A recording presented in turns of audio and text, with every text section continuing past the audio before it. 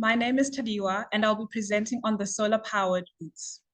Under the African Continental Free Trade Agreement, one of the aims is to increase intra-African trade values by at least 15% to around 50 billion by 2040, thus raising real income by approximately 9%.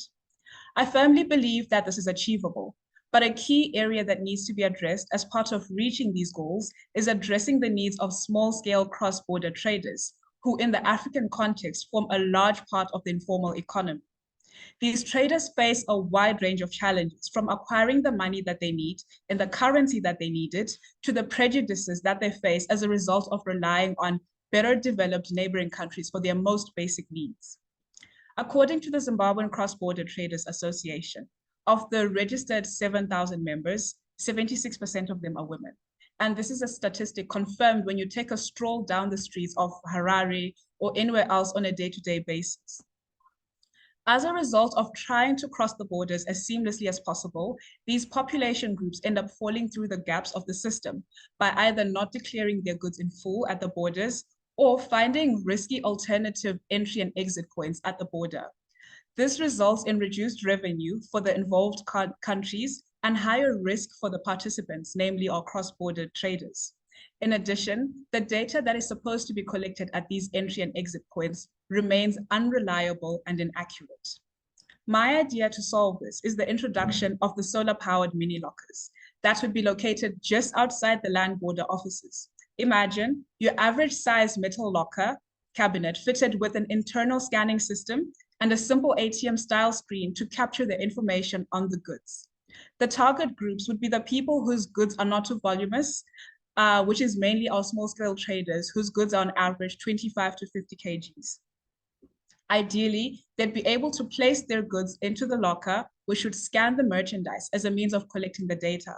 Meanwhile, the trader is inputting relevant information on the small screen right by the locker, and with the aid of images or a simple drop-down menu until everything is declared and fully paid for. The reason being to make it more accessible and user-friendly. Additionally, once captured, this information can be shared amongst the relevant authorities between the countries or between private partners in line with pre-established information sharing agreements. The whole idea is to make this leg of this chain more efficient, where people know exactly what to expect when they get to the border, and they do not end up facing either language barriers or any forms of intimidation, which are the common form of operation, which leave female traders more vulnerable in these spaces. The payment system would be linked to mobile money wallets through USSD codes, which I have found to have more penetration in African markets and are easier to manage as they do not require internet connection in the outskirts of towns, which is where most of our African borders are placed. This also makes it more feasible because these operators already have infrastructure and connections where banks do not, and more people have access to these facilities as a result of these mobile wallets having less stringent account opening requirements.